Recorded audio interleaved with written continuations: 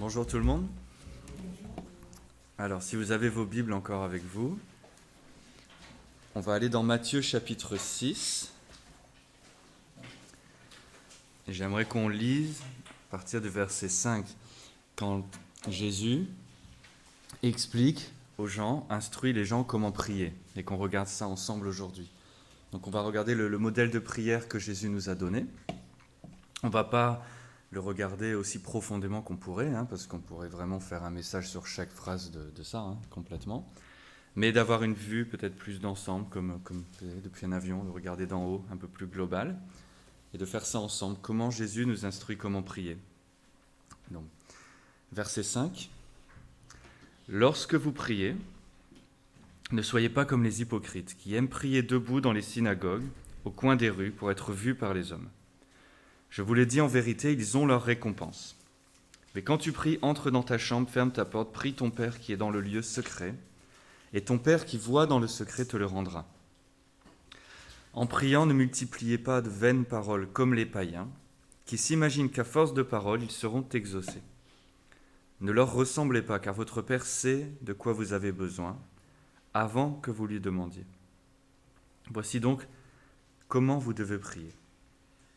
Notre Père qui es aux cieux, que ton nom soit sanctifié, que ton règne vienne, que ta volonté soit faite sur la terre comme au ciel. Donne-nous aujourd'hui notre pain quotidien, pardonne-nous nos offenses, comme nous aussi nous pardonnons à ceux qui nous ont offensés. Ne nous induis pas en tentation, mais délivre-nous du malin, car c'est à toi qu'appartiennent dans tous les siècles le règne, la puissance et la gloire. Amen.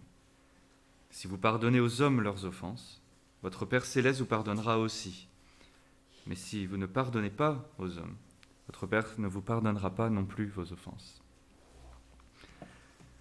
Donc ici, on a vraiment une réponse de Jésus. Dans la version de Luc, quand il donne la même prière, elle est initiée par une demande des disciples qui disent « Enseigne-nous comment prier ». Donc ça, c'est intéressant parce qu'on pourrait se dire ces gens-là, ils sont des juifs, ils vont à la synagogue, ils vont au temple, ils font les prières le matin, tout ça, ils prient tout le temps en fait. Donc c'est bizarre, ils demandent comment prier. Mais c'est qu'il y a vraiment un besoin de prier de la bonne manière. Et eux, ils ont compris, il faut demander à Jésus comment faire. Lui, il sait comment faire. Parce que beaucoup de gens prient. D'ailleurs, Jésus ne dit pas si vous priez, faites comme ça. Il dit quand vous priez. Il sait qu'il prie. Et beaucoup de gens prient. Les pharisiens, ils priaient. Les païens, ils prient, puisque Jésus les mentionne ici. Mais ici, Jésus explique comment lui veut que nous prions. Il parle à ses disciples, il nous parle à nous, on est ses disciples aussi. Les disciples, ils apprennent avec le maître. Et ils apprennent toutes les choses. C'était le principe des disciples. Tous les domaines de ta vie, le maître a quelque chose à dire dessus et tu les réformes selon lui. Quand on est un disciple de Jésus, tous les aspects de notre vie, on demande à Jésus comment faire. Donc là, il insinue, il explique, on doit être un peuple qui prie, puisqu'il dit quand vous priez. Il nous donne des commandements plusieurs fois dans la parole, priez en tout temps, priez sans cesse, apportez toutes vos requêtes à Dieu. Tout ce qu'on fait, de le faire dans la prière, dans la communication avec Dieu. Donc, Jésus nous dit ça. Il reconnaît que tout le monde prie, mais que tout le monde ne prie pas forcément de la bonne manière, puisqu'il mentionne 2 catégories de personnes, on va regarder. Mais c'est intéressant de voir que Jésus, qui est l'ami des pécheurs, qui était vraiment plein de miséricorde, de compassion pour tous les pécheurs. Par contre, les gens très religieux, comme il mentionne ici, il était plutôt dur avec eux, parce qu'il voulait qu'ils corrigent leur manière de faire. Qu'il s'aligne avec comme lui il dit. Donc, ce qui est important ici, c'est pas de dire il faut que vous priez, même s'il faut prier, mais c'est surtout à propos de comment est-ce qu'on doit prier. Donc, la première catégorie que Jésus mentionne, ce sont ce qu'il appelle les hypocrites. En fait, il parle de gens religieux, des gens qui ont l'apparence de choses très pieuses, mais qui finalement à l'intérieur pas tant que ça. Mais de l'extérieur, on dira oui, quand même, lui, il prie beaucoup, il prie bien. Il utilise le mot hypocrite. Pour nous, ça veut dire une personne qui n'est pas vraiment ce qu'elle semble être. Dans le texte original et pour l'époque, le mot était utilisé pour les acteurs qui étaient sur des scènes de théâtre, qui jouaient des pièces de théâtre. Parce qu'ils portaient des masques, plusieurs masques, pour la même personne, pour représenter plusieurs personnages. Je ne sais pas si vous avez déjà vu ça, il y a plein de cultures qui font ça. En Asie, ils font ça aussi et ils changent le masque tellement vite qu'on ne voit même pas le visage de la personne. Ils sont très très forts. Mais l'idée c'est ça. C'est-à-dire qu'il est une personne, un acteur, il joue une autre personne. Et il le fait tellement bien qu'on y croit. Quand les acteurs sont bons, on oublie même qu'il y a un acteur. Donc là, il nous dit ça, il nous dit, ces gens-là, ils sont très très bons à te faire croire quelque chose. Et quand il prie, il dit, voilà, ils sont debout dans les synagogues, au coin des rues, vus par les hommes, et ils offrent publiquement des grandes prières, des choses bien dites, des choses impressionnantes, une belle grammaire, wow, c'est joli. Et en fait, c'est se mettre en avant soi-même pour être admiré par les autres personnes. Jésus les critique durement dans plusieurs passages. Il les appelle même des tombes à un moment donné. Il dit, ils sont comme une tombe, à l'extérieur c'est joli, c'est blanc, c'est des belles pierres, c'est bien, mais à l'intérieur, c'est comme toutes les autres tombes, il y a juste un corps qui va plus bien du tout. Des gens qui observent des commandements des hommes, qui sont vus par les hommes, qui ont créé beaucoup de traditions et qui très compliquées et qui les observent. Mais Jésus leur dit, mais leur cœur, il n'est pas avec Dieu. Ils sont juste dans la performance d'observer ces choses-là. Dans leur cœur, ils ne rejettent pas vraiment ce qui est mal dans leur propre cœur, c'est l'orgueil, l'approbation des autres. Mais ils n'aiment pas vraiment ce qui est bon selon Dieu, par exemple l'humilité, là clairement. Et ils prétendent pouvoir faire les choses par eux-mêmes, ils font les œuvres par eux-mêmes, ils peuvent faire toutes ces choses, et ils veulent qu'on les voie faire ces choses. Jésus dit, ce n'est pas comme ça qu'on vit avec Dieu. Il dit qu'on vit avec Dieu en ayant une véritable relation avec lui, en étant humble devant lui, en le cherchant lui, en lui demandant de nous aider pour toutes choses, en reconnaissant qu'on ne peut pas les faire nous-mêmes, en n'étant pas trompés par nous-mêmes, pensant qu'on n'est pas si mal que ça et qu'on y arrive quand même assez, ça va, on est bien. Mais de reconnaître, non, toute la gloire doit revenir à Dieu et pour ça, je ne dois pas œuvrer moi-même et le laisser faire. Et dans ma prière, ça doit aussi être la même chose. Ma prière doit être d'une manière qui reflète cette attitude-là et pas autre chose. Et le problème avec ça, et c'est pour ça que Jésus en parle souvent, c'est que de l'extérieur, ça a l'air vachement bien. Les gens voyaient des prières comme ça, avec des gens qui sont élevés dans la société, qui parlent bien, qui connaissent les choses. Et de l'extérieur, on peut se dire, ces gens-là, ils sont vraiment bien, ils sont vraiment avec Dieu, et moi pas du tout.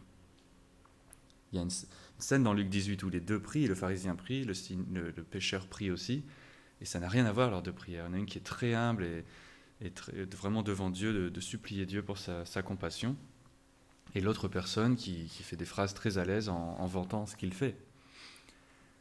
Donc Jésus nous dit, voilà, faites attention aux apparences.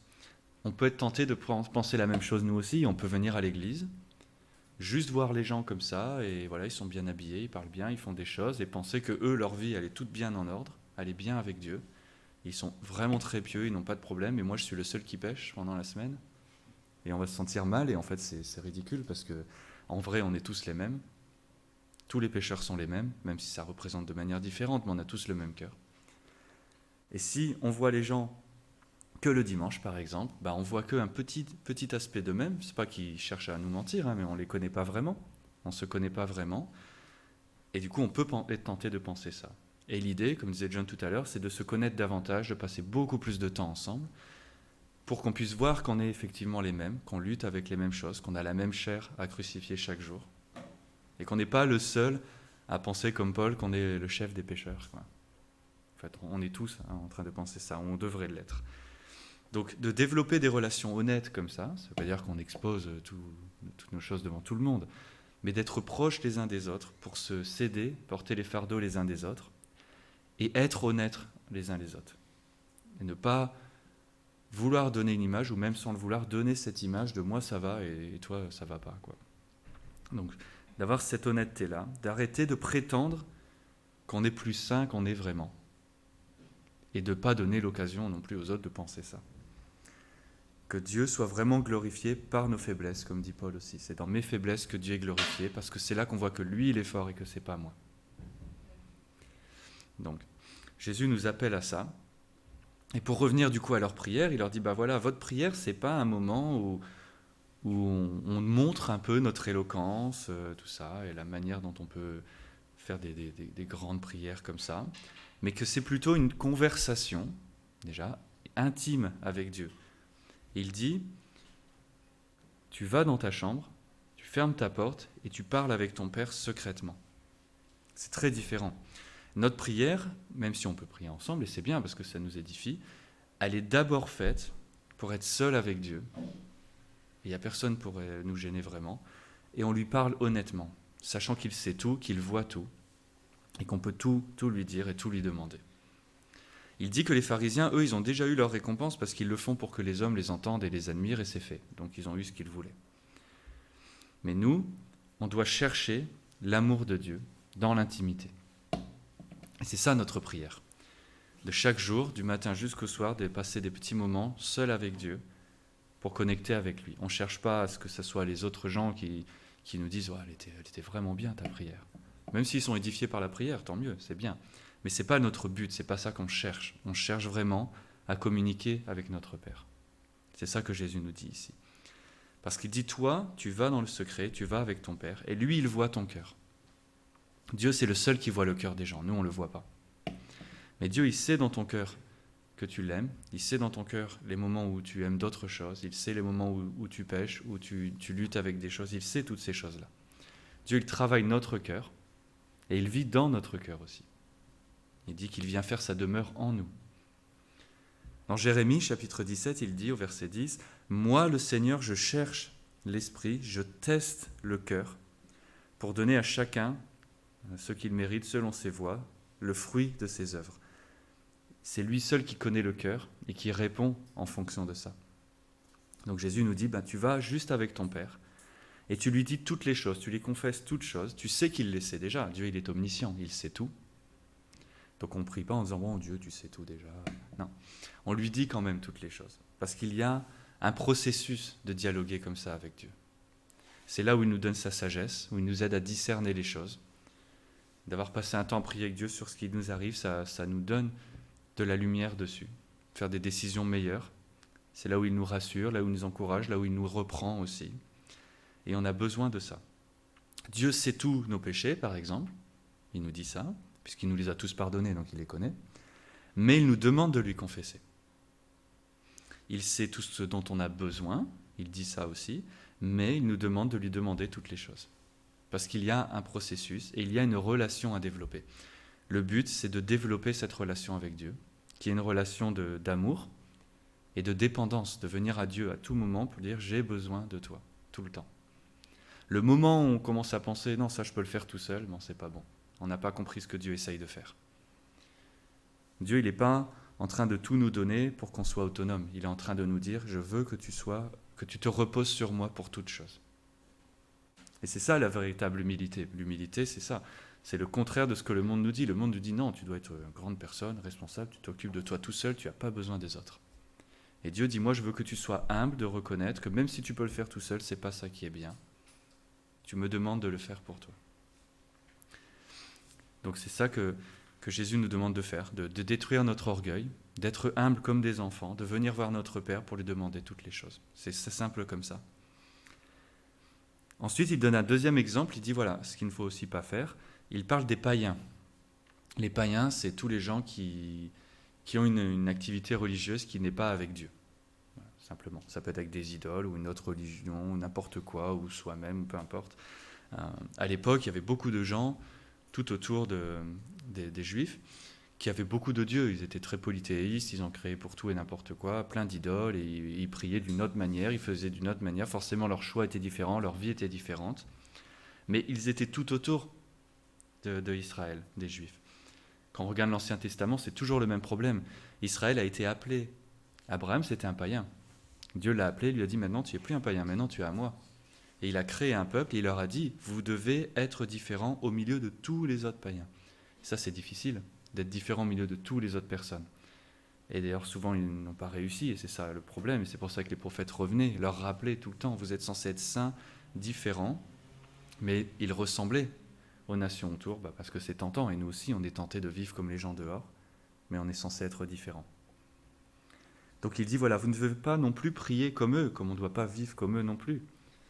Il dit, votre prière à vous, elle doit être différente. Alors comment allait la prière des païens? Jésus, il dit, il faisait de longues prières, très complexes. Par exemple, dans l'Empire romain, ils aimaient bien des choses, voilà, très, comment dire, avec une maîtrise de la langue, presque de la poésie, des choses vraiment bien faites. C'est joli, hein, mais ce n'est pas le but.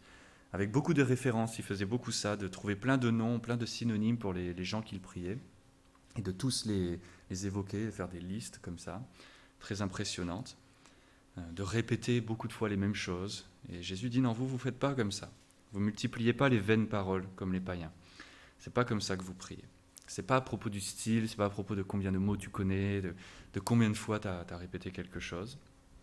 C'est vraiment à propos de demander à Dieu de faire ce qu'il nous a promis de faire. Il a promis de pourvoir, alors on lui dit, ok, je te demande, pourvois pour moi. Qu'il nous aime, qu'il nous pardonne, toutes ces choses-là qu'on va regarder dans un instant. Que ce n'est pas à propos de créer des cérémonies, les païens faisaient des grandes cérémonies, des trucs incroyables. Je me souviens les prophètes de Baal qui étaient là avec Elijah, qui faisaient toute la matinée des cérémonies, qui se coupaient eux-mêmes, qui faisaient des trucs complètement fous, et puis ça ne servait à rien au final. Jésus dit, c'est pas du tout comme ça. Nous, on garde les choses simples, humbles, tranquilles, et on parle avec Dieu simplement. Il dit de ne pas répéter toutes ces vaines paroles, de parler de manière intelligible, claire, humble, de manière édifiante, que si quelqu'un se joint à notre prière, il puisse la comprendre, peu importe qui c'est, même un enfant, la comprenne et puisse dire Amen parce qu'il a compris et qu'il est d'accord. Si on n'a rien compris, on ne peut pas dire Amen, on ne peut pas approuver, on ne sait pas ce qui s'est passé. Donc voilà, de ne pas tenter de faire comme les païens, parce que les païens pensaient qu'avec toutes ces choses, et puis des choses extatiques aussi, des transes, toutes ces choses-là, que ça allait les mener plus près de ce qui est divin. Et Jésus dit non, ça ne marche pas comme ça. Dieu n'a pas besoin de tout ça. Tu restes très simple, tu lui parles et ça fonctionne. Jésus, on regarde toutes les prières de Jésus dans l'Évangile, elles étaient toujours très simples, très claires, très compréhensibles. Il n'a pas fait des choses incroyables, il a juste parlé à Dieu. Et il faut que ça bénisse aussi les gens autour de nous comme ça. L'Esprit de Dieu qui nous aide à prier, la parole dit qu'il nous rend éveillés, donc au courant des choses, sobres, vigilants, et donne le contrôle de soi aussi. Et c'est tout ce que l'Esprit fait en nous, c'est toujours pour bénir les autres personnes. Tous les dons de l'Esprit sont faits pour bénir les autres personnes. C'est jamais pour soi tout seul. Donc il faut que ça soit fait d'une manière que si quelqu'un d'autre est là, ça le bénisse aussi. Même si on ne sait pas vraiment quoi dire, on peut toujours venir devant Dieu et juste passer du temps avec lui dans sa parole et être dans une attitude d'être proche de lui. John Bunyan, vous connaissez John Bunyan qui a écrit Le Voyage du pèlerin. Okay, c'est important de le lire, ça, c'est très bien. Je crois que c'est le deuxième livre plus imprimé juste après la Bible, il me semble. Donc c'est bien quand même. Il disait que dans la prière, c'est mieux d'avoir un cœur qui n'a pas de mots pour s'exprimer, plutôt que d'avoir beaucoup de mots mais le cœur n'y est pas. Et je pense qu'il a raison en disant ça. Donc à la lumière de ça, Jésus nous dit, voilà, verset 9, comment vous devez prier. Donc ce n'est pas une suggestion, hein, c'est pas bon si vous voulez. Bon, non, il dit non, vous devez prier comme ça. Alors ce n'est pas une formule magique, on le répète par cœur 4 fois et ça va faire quelque chose. C'est vraiment un modèle, c'est un exemple. Qu'est-ce qu'une prière doit contenir, comment est-ce qu'elle doit être. Et donc on voit qu'elle est brève, hein, c'est pas très long. Elle est très claire, on comprend tout ce qu'il y a dedans. Il n'y a pas de référence théologique compliquée. Il y a 6 points dedans, il y en a 3 dirigés vers Dieu, 3 dirigés vers les autres personnes. Ça aussi c'est important, parce que Dieu nous commande toujours de l'aimer lui, avec tout notre cœur, toute notre âme, tout notre esprit, notre force, et d'aimer notre prochain comme nous-mêmes. Il y a toujours les deux. Jean dit dans ses épîtres, si tu n'aimes pas ton prochain, en fait ça montre que tu n'aimes pas vraiment Dieu. Et si tu aimes vraiment Dieu, ben, ça va se montrer parce que tu vas aimer ton prochain. Les deux sont toujours ensemble. On ne peut pas aimer que Dieu ou que notre prochain. Il y a forcément les deux. Et dans la prière de Jésus, on voit les deux. Et donc il commence, on va survoler un peu chaque point. Il commence par notre Père. Donc déjà ça c'est intéressant. Jésus commence en disant on prie le Père, c'est notre Père. Il n'a pas dit mon Père, c'est ton Père aussi, mais c'est notre Père. Il y a une idée ici que dès le début on se rappelle que nous sommes tous adoptés par Dieu, si nous sommes ici. Que nous avons la même intimité, nous avons reçu le même amour, c'est notre identité, nous sommes tous la même famille. C'est ce qu'il dit ici, nous sommes une famille, nous sommes unis par ça. Il est notre Père à nous tous. On a le même Père. Un peu comme les Bretons, ça c'est une autre histoire. Mais notre Père qui est dans les cieux, il est notre Père, mais il reste Dieu. Il y a une révérence qui est là aussi. On ne vient pas à Dieu de manière désinvolte. Dieu c'est notre Père, mais notre Père c'est Dieu. Si vous regardez dans les familles royales, si vous regardez des films historiques, moi j'aime bien, même s'il y a le roi, il a des enfants, ils sont ses enfants, mais il le respecte quand même beaucoup parce que c'est quand même le roi. Ils ont une manière de se comporter avec lui. Dieu nous dit, c'est notre Père, il est dans les cieux. Le début de la sagesse, c'est la crainte de Dieu, de reconnaître qu'il est Dieu et de lui donner la révérence qui lui est due. Dans Hébreux 12, on nous dit que notre louange doit être faite aussi dans la révérence. On est dans la présence de Dieu. Aussi, Jésus dit, on s'adresse au Père. Donc il y a aussi un ordre qui est intéressant ici. Jésus prie au Père. Il nous dit, quand vous devez prier, adressez-vous à votre Père. Nous prions au Père par le Fils qui nous y donne accès. C'est grâce à Jésus et son sacrifice qu'on peut venir dans la présence de Dieu, sinon on n'a rien à faire là en tant que pécheur. Dieu est saint. Et c'est l'Esprit qui nous guide, qui nous inspire les mots, qui nous convainc de notre péché et nous mène à Dieu pour lui confesser. Donc l'Esprit nous mène par le Fils à prier au Père. Il y a cet ordre ici. L'Esprit nous détourne de notre péché, nous tourne vers Christ, et Christ nous permet d'accéder au Père. Alors c'est ok de temps en temps de déroger un petit peu. Par exemple, parfois on est très stressé, il y a quelque chose qui nous surprend, et on dit « Ah Seigneur Jésus, aide-moi », c'est bien, c'est pas grave. C'est Dieu de toute façon, Dieu est 3 personnes. Mais c'est intéressant de voir que quand on est posé pour prier, Jésus nous dit, vous devez prier comme ça, adressez-vous à votre Père. Ensuite, il dit, votre Père, il est dans les cieux, et que son nom soit sanctifié. Donc il nous rappelle ici, pour qu'on ait la bonne attitude aussi, Dieu est saint, et on doit le considérer en tant que tel. Et c'est difficile, parce que la sainteté complète, on a du mal à imaginer ce que c'est. On ne l'a jamais vraiment vécu. On n'y est pas encore. Mais Dieu est saint, c'est-à-dire qu'il est pur, il est parfait, il n'y a pas de péché en lui. Il est complètement séparé de toute la création, puisque la création entière est déchue. Il est séparé de tout ça. Il est très loin de nous, parce que nous, on est pécheurs. Mais grâce à Jésus, ce grand écart entre nous et Dieu, nous pouvons le franchir. On peut venir dans la présence de Dieu, lui parler intimement, mais il faut quand même reconnaître qu'il est saint. Quand Ésaïe a rencontré Dieu dans le chapitre 6 et qu'il a vu sa sainteté remplir le temple, il n'était pas désinvolte, confortable, tranquille. Il est tombé sur son visage et il a dit « Moi, je vais mourir, je me rends compte ce que c'est la sainteté, je suis un homme impur. » C'est ça sa réaction. Dieu est saint, il est encore saint aujourd'hui, ce n'est pas que dans l'Ancien Testament. Donc il nous dit que c'est notre Père, il est saint, il est dans les cieux. Nous, on n'y est pas encore dans les cieux. Donc nous sommes ses enfants, mais nous sommes des enfants éloignés de la maison.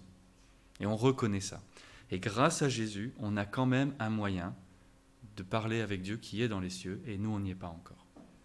C'est un peu comme s'il nous avait donné un moyen de téléphoner à nos parents à la maison n'importe quand. Bon. Quand j'étais enfant, on avait des cartes de téléphone. On pouvait téléphoner illimité. Je ne sais pas si vous avez vu ça, maintenant c'est vieux. Mais ma maman, elle m'avait dit, tiens, avec cette carte-là, tu peux m'appeler quand tu veux, autant de temps que tu veux. Moi, j'étais super content d'avoir cette carte-là. Il fallait taper un long code. Mais c'est un peu comme ça que Jésus nous dit, Dieu est dans les cieux, toi tu es là, il est saint, toi tu es un pécheur. Mais grâce à son esprit et par Jésus, tu peux lui parler n'importe quand. Et autant de temps que tu veux. Et il va t'écouter et il va te répondre. Ça aussi, c'est un grand cadeau que Dieu nous fait. On nous dit aussi que quand on prie, on rejoint Jésus aussi. Parce que Jésus, dans le livre des Hébreux, nous dit, chapitre 7, qu'il intercède pour nous constamment. C'est-à-dire que Jésus, il est constamment près du Père en train d'intercéder pour nous, de prier pour nous.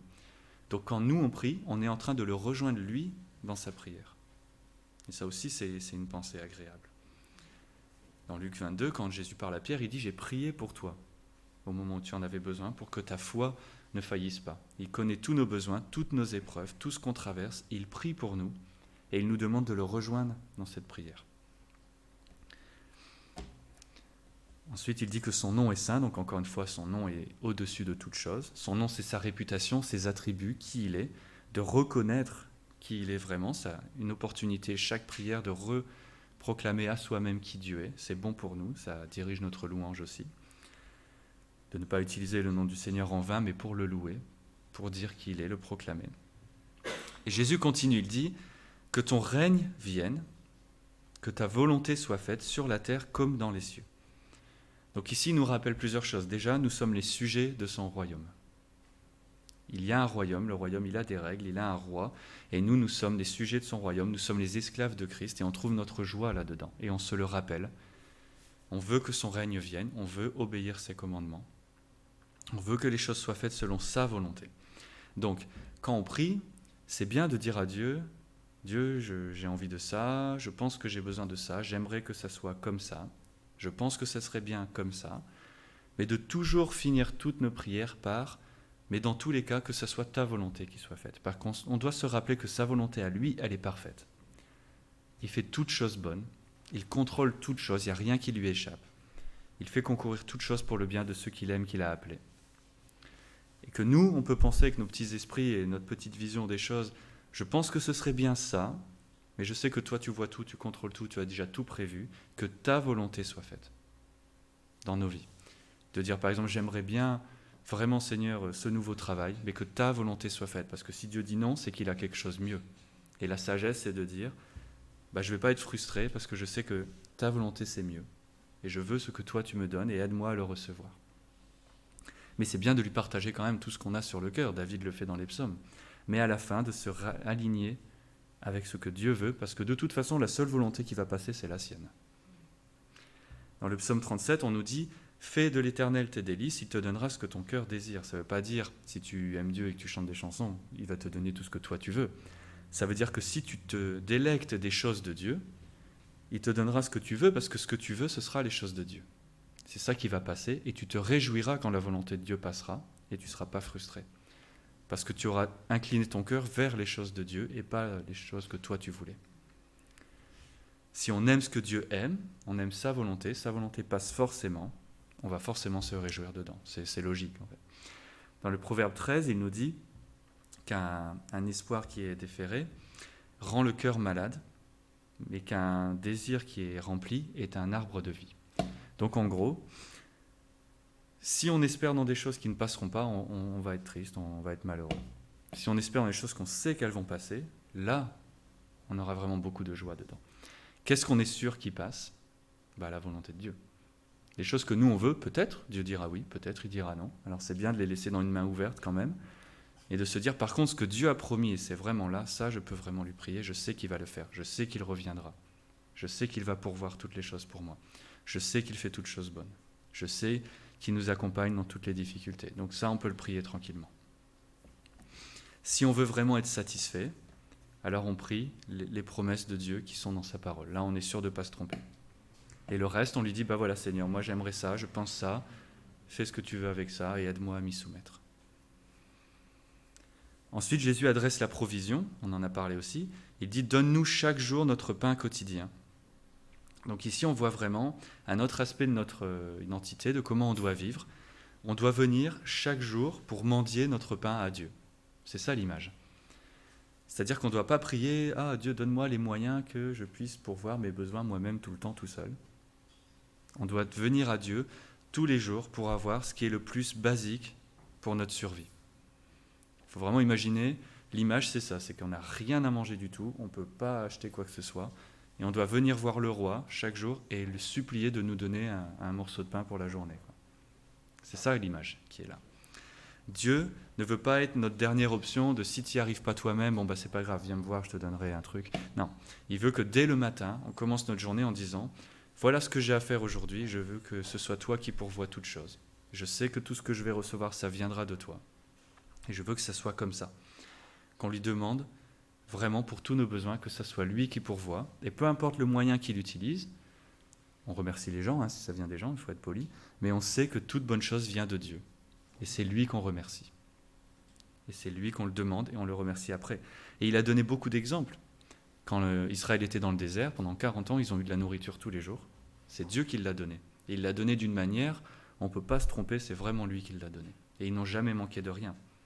Et ça nous sert à nous pour nous dire, de la même manière, Dieu connaît tous mes besoins et il pourvoit pour tous mes besoins. À la fin du chapitre 6, Jésus explique ça très bien aussi. Mais Dieu veut qu'on apprenne à dépendre de lui. Et c'est là où c'est difficile. D'être humble tellement qu'on dépend de lui comme des tout petits enfants. Ils ne vont pas se cuisiner des choses eux-mêmes, ils ont vraiment besoin que les parents cuisinent. Si les parents ne cuisinent pas, ils ne vont pas manger grand-chose. Et Dieu veut qu'on vive comme des petits enfants et qu'on entre dans le royaume comme les enfants. Ensuite, on adresse quelque chose de vraiment important, verset 12. Jésus dit « Pardonne-nous nos offenses comme nous avons pardonné aussi à ceux qui nous ont offensés. » Et là, on adresse vraiment le cœur du sujet. Et le modèle de prière de Jésus vraiment est centré sur ça aussi. Le besoin numéro 1 des gens, c'est d'être pardonné. Parce que nous sommes tous des pécheurs, ça veut dire qu'on pêche. Si on pêche, ça veut dire qu'on a besoin d'être pardonné. Et ça, c'est vraiment notre besoin premier. Mais regardez comment c'est écrit aussi. Pardonne-nous au présent, parce qu'on a besoin d'être pardonné constamment, comme nous avons pardonné au passé. C'est-à-dire que quand on vient prier à Dieu, on a déjà pardonné ceux qui nous ont fait quelque chose. Comme quand Jésus dit, avant d'aller donner ton offrande, tu as réglé tes comptes avec ton frère et tu l'as pardonné. Tu ne viens pas louer Dieu alors que tu es encore fâché contre ton frère. Tu pardonnes ton frère et après tu viens avec Dieu. Et là c'est la même chose. Nous avons pardonné. Au moment où tu pries et que tu demandes que Dieu te pardonne, tu as pardonné déjà.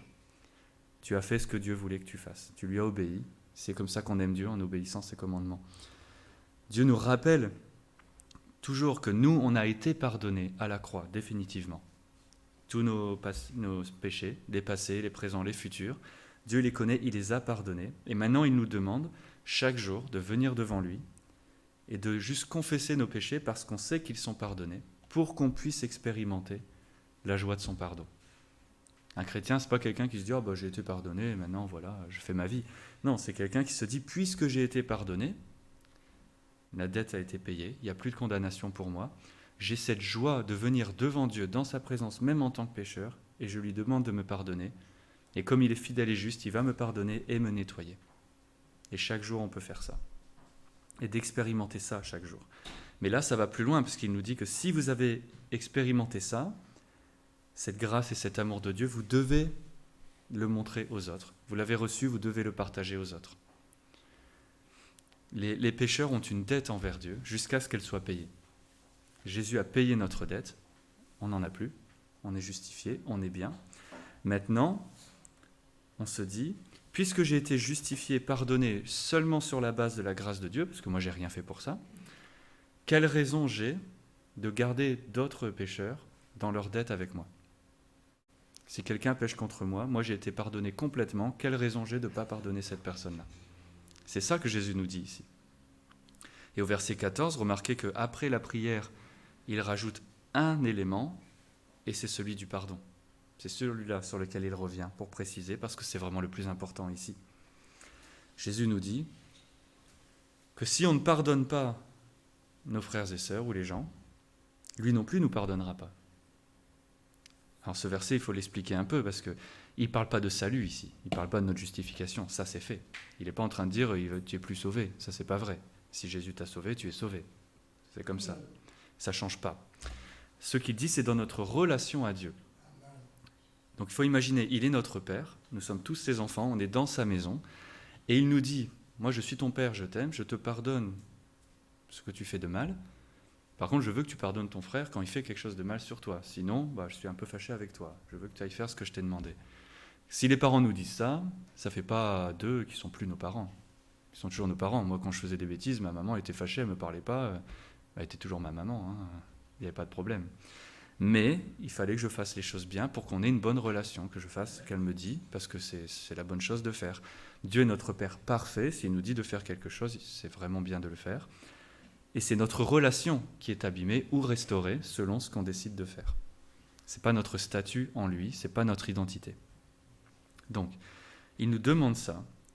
Il nous dit, voilà, dans sa discipline pour nous faire grandir en tant qu'enfants, il nous dit, je veux que tu pardonnes tes frères et sœurs. Et notre relation, elle sera bonne avec lui. Tout le monde a besoin d'être pardonné. Nos frères et sœurs, ils ont besoin d'être pardonnés par Dieu, mais par nous aussi, pour nos relations entre nous aussi. On ne peut pas avoir des bonnes relations entre frères et sœurs si on ne se pardonne pas nos péchés entre nous. Si moi je viens te voir et je te dis « je suis désolé, j'ai péché contre toi ce matin et j'ai besoin que tu me pardonnes », sinon notre relation, elle ne peut pas être restaurée. Et tout le monde en a besoin. Dans 1er Roi chapitre 8, quand Salomon prie, il dédie le temple, il prie à Dieu. C'est la même chose, il a une grosse section sur le pardon, parce qu'il reconnaît l'importance de ça. Et il dit « Écoute les supplications de ton serviteur, ton peuple Israël, quand il prie vers cet endroit, donc vers le temple, écoute depuis les cieux leurs prières, entends-les et pardonne-les. Tous les humains sont des pécheurs, tous les humains ont besoin d'être pardonnés. Dieu nous pardonne, alors nous aussi on doit se pardonner. Et Jésus est très clair, il leur dit, voilà, si vous avez été pardonnés, vous devez pardonner les autres. C'est vraiment un devoir, ce n'est pas une option. On n'a pas... Souvent les gens disent, je peux pas le pardonner. Si, tu peux, c'est parce que tu ne veux pas en fait, ou c'est très dur. Peut-être que c'est très dur, mais tu peux. Tu peux et tu dois le faire. Et tu dois travailler avec Dieu, qu'il travaille ton cœur jusqu'à ce que tu ailles le faire parce que tu dois le faire. Dans Matthieu 18, il y a une parabole où Jésus explique qu'il y a un serviteur, il est méchant, il ne pardonne pas son collègue serviteur aussi, ou esclave. Et ça nous fait poser la question de bien réfléchir quand quelqu'un nous offense, quelqu'un nous blesse beaucoup, qu'on ne s'arrête pas à ça, mais qu'on réfléchisse. Combien j'ai été pardonné moi, et de quoi, et par qui ? Dieu saint, qui est complètement saint, et moi je suis son ennemi dans mon péché, m'a pardonné tous mes péchés, sans que je fasse rien. Quelle légitimité j'ai, moi, en tant que pécheur, de ne pas pardonner un autre pécheur ? C'est ça la vraie question. Si quelqu'un pêche contre nous, on va passer un temps avec Dieu, se rappeler notre propre péché, pour aller le pardonner après.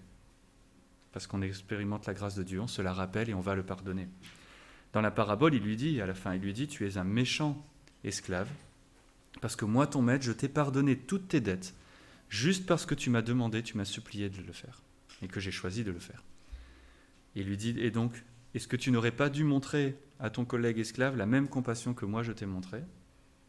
Ce n'est pas une vraie question, c'est pour lui montrer qu'il a raté quelque chose. On doit pardonner parce qu'on est pardonné. Quand Pierre adresse le sujet du pardon avec Jésus, il lui dit, combien de fois je dois pardonner quelqu'un qui me blesse ou qui pêche contre moi ? Il lui dit 7 fois. Voilà, pas 7 fois. Mais essayez d'imaginer Pierre, parce que c'est trop facile de se dire, il dit des bêtises. Non, il ne dit pas des bêtises, en vrai, il dit comme nous. Si quelqu'un te blesse beaucoup, 7 fois de la même manière, est-ce que tu ne serais pas fatigué et que tu dirais, bon, c'est bon, j'arrête de le pardonner, celui-là ? Ça fait beaucoup quand même, 7 fois la même chose, surtout si tu es blessé. Mais Jésus dit, non, tu ne t'arrêtes pas là. Même si ça paraît légitime, non, tu le pardonnes 7 fois, 70 fois. Il ne faut pas compter. Moi, je ne saurais pas le faire de toute façon. Ça veut dire, tu comptes pas, tu le pardonnes, ça va être très dur, tu es blessé, ok, tu te protèges, ta relation n'est pas la même, évidemment, on n'est pas bête non plus. Pardonner quelqu'un, ça ne veut pas dire que la confiance est complètement rétablie immédiatement. Une confiance, ça se construit, ça prend du temps. Mais tu ne gardes pas de colère ou d'amertume contre cette personne dans ton cœur. C'est ça que ça veut dire. Tu le relâches de sa dette. Sinon, ta relation avec lui, elle n'est pas bonne, ton témoignage, il n'est pas bon, tu ne le bénis pas, et l'amertume, elle ne fait pas tellement de mal aux autres personnes, elle te fait mal à toi. Tu ne vis pas bien quand tu as l'amertume dans ton cœur. Souvent, on remarque ça d'ailleurs, les gens qui ont l'amertume dans le cœur, l'autre personne, elle n'est même pas au courant, elle fait sa vie tranquillement. C'est toi qui ne vas pas bien. Et ça, c'est vrai, tu t'empoisonnes toi-même. Donc là, on nous dit, tu pardonnes les autres, tu te rappelles comment tu as été pardonné, tu relâches les autres de leurs dettes, toi, tu vis bien avec Dieu, et tu peux avoir un bon témoignage, reconstruire calmement les relations. Si elle ne peut pas être reconstruite, ce n'est pas grave, mais au moins, il n'y a pas de colère, il y a du pardon, Dieu nous demande du pardon. Quand on voit les choses de cette manière-là, on comprend que chaque offense qui nous est faite, chaque fois qu'on pêche contre nous, chaque fois qu'on nous attaque ou qu'il y a un conflit, ça devient une opportunité de démontrer l'amour de Dieu aux gens. C'est complètement différent à ce moment-là. On se dit, tiens, c'est pas facile, je vais passer du temps avec Dieu et après, j'ai une opportunité d'aller partager avec cette personne comment Dieu nous aime, comment Dieu nous pardonne, comment il est mort pour nous. Ça devient beaucoup plus intéressant déjà. Et c'est ça que Jésus nous demande de faire. De pardonner et de montrer l'amour de Dieu. Même si c'est difficile. Et souvent c'est difficile. Ensuite, il continue, il parle des tentations. C'est un autre sujet qui est très important. Je pense que presque chaque jour, on est tous concernés par ça. Il nous dit, ne nous induis pas en tentation, mais délivre-nous du malin. Donc ici, on nous rappelle que dans Jacques chapitre 4, on nous commande de résister au diable pour qu'il fuit loin de nous. Si Dieu nous commande de résister, c'est-à-dire qu'il nous donne les moyens de résister. Tout ce que Dieu commande, il le pourvoit. Il nous dit, sans moi, vous ne pouvez rien faire. En lui, on sait qu'on peut faire toutes choses que Dieu commande. Alors il nous dit, va voir ton Père, prie avec lui, demande-lui qu'il t'aide à résister à la tentation, puisqu'il te commande de le faire. Demande-lui qu'il te donne ce qu'il faut. La tentation, ça ne vient jamais de Dieu. Jacques dit ça aussi. Dieu ne tente personne. Par contre, dans son plan global et sa souveraineté, il contrôle toutes choses, il utilise toutes choses. Et il utilise parfois des choses pour nous tenter, pour nous éprouver, mais c'est pour nous faire du bien, c'est pour tester notre foi, ou pour nous montrer que quelque chose ne va pas dans notre cœur, à nous. Parce que la tentation, finalement, le problème, il n'est pas dans l'objet qui nous tente vraiment. Parce qu'une chose qui me tente moi, il ne va pas tenter Aimé, il ne va pas, ou peut-être pas Daniel. Et ce qui les tente eux, moi, ça va me passer au-dessus. Ce n'est pas l'objet vraiment. Mais cet objet-là, il est utilisé par Dieu pour montrer que dans mon cœur à moi, je suis faible avec ça et que j'ai un problème avec ça.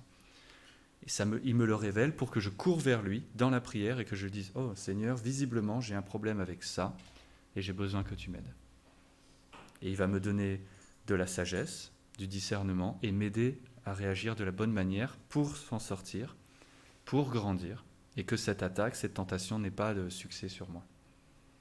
Et pour ça, on a besoin de lui. Il y a plein d'exemples dans la Bible de gens qui ont réagi avec sagesse en étant proches de Dieu quand la tentation ou les attaques étaient là. On pense à Joseph, Ancien Testament Joseph. Madame Potiphar, elle a tout essayé pour le tenter.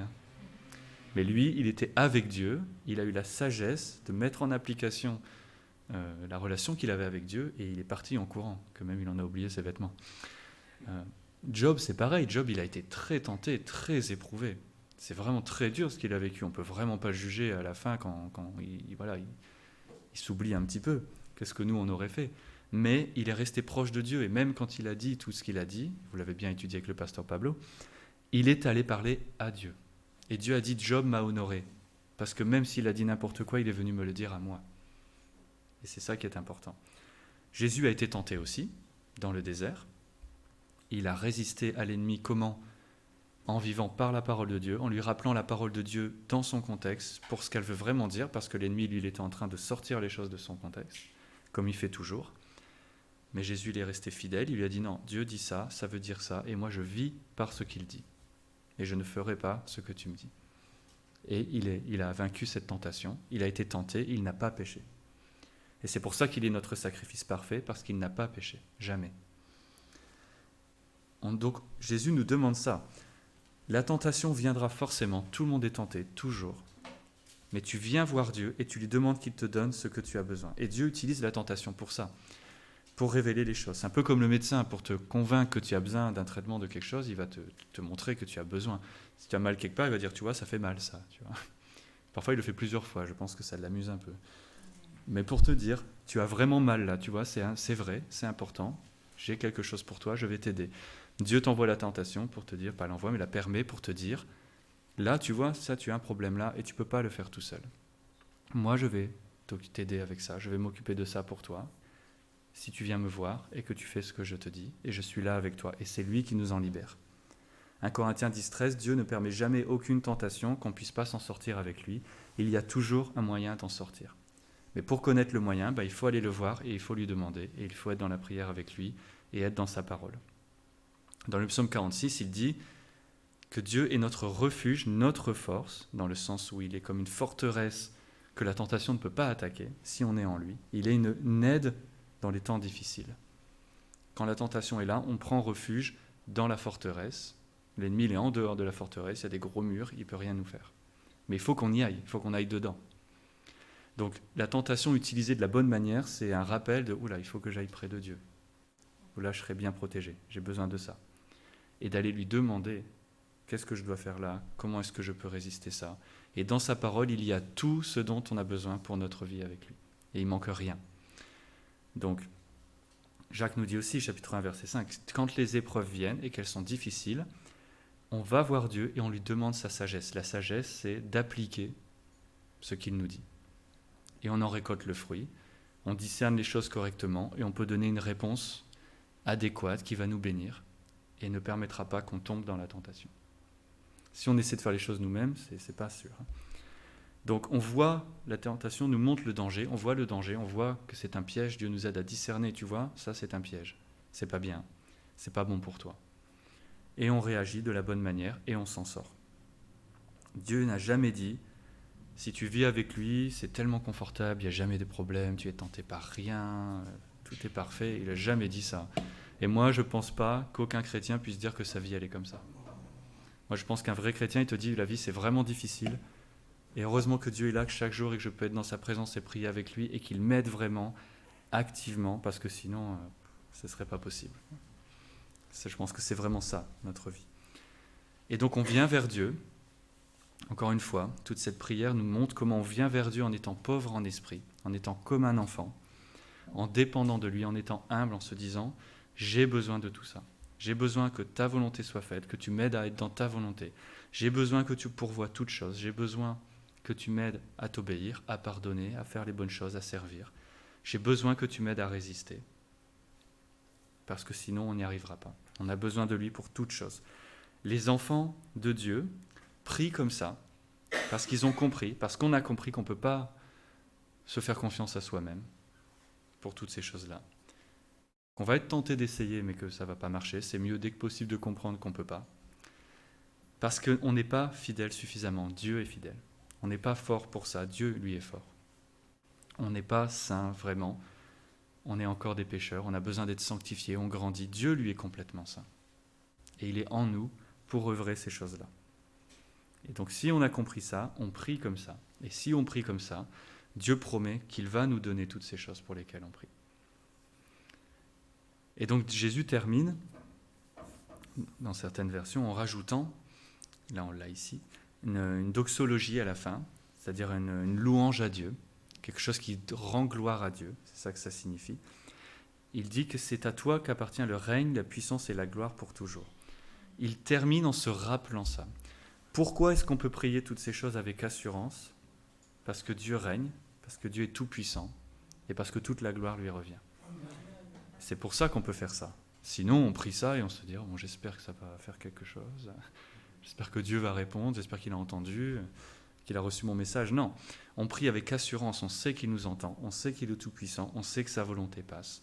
Et donc on peut prier ces choses-là avec une vraie assurance. Que même si ça ne va pas se passer comme nous on pensait, Dieu ne va pas répondre de la manière qu'on attendrait, il va répondre de toute façon, il t'a entendu de toute façon, et sa volonté est ce qu'il y a de mieux pour toi. Et souvent on est surpris, on se dit tiens, c'est vraiment pas ça que je pensais que Dieu ferait, c'est pas vraiment ça que j'avais en tête quand je lui ai demandé, mais c'est mieux comme ça, tout ce que Dieu fait c'est mieux. C'est lui qui fait les choses parfaites. Nous, on peut avoir de bonnes idées, mais on n'est pas parfait. Donc on se rappelle ces choses-là. Dieu fait toutes choses bonnes pour ceux qu'il a appelés. Dieu est complètement souverain sur toutes les choses, bonnes ou mauvaises. Il les contrôle toutes. On le voit au début de Job d'ailleurs, l'ennemi ne fait rien si Dieu ne lui permet pas de le faire. Et il ne fait rien de plus que ce qui lui a été permis de faire. Martin Luther disait même le diable, c'est le diable de Dieu. Il obéit à Dieu, il ne peut rien faire d'autre. Il ne peut pas faire un truc et Dieu va être surpris. Il ne peut pas faire ça. Dieu contrôle tout et nous sommes ses enfants, nous sommes dans son royaume.